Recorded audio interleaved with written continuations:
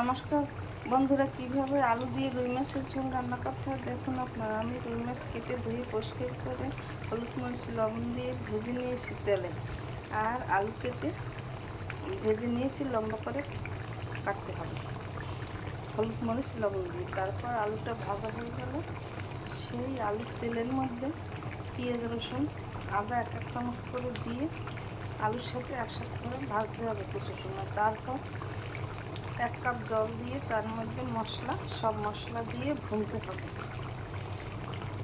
হলুদ মরিচ লবণ জিরা ধনিয়ার গুঁড়ি এক চামচ করে দিয়ে এটাকে ভুনতে হবে। তারপর মাছ ছেড়ে দিতে হবে, তেল পরিমাণ মতো দিতে হবে, যে যেরকম খায় সেরকম দিলেই হবে।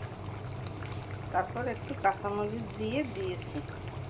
এইভাবে রান্না করে খেয়ে দেখবেন, খেতে অনেক সুস্বাদু লাগবে। আমার চ্যানেলটিকে সাবস্ক্রাইব করে লাইক এবং শেয়ার করে পাশে থাকুন। ধন্যবাদ।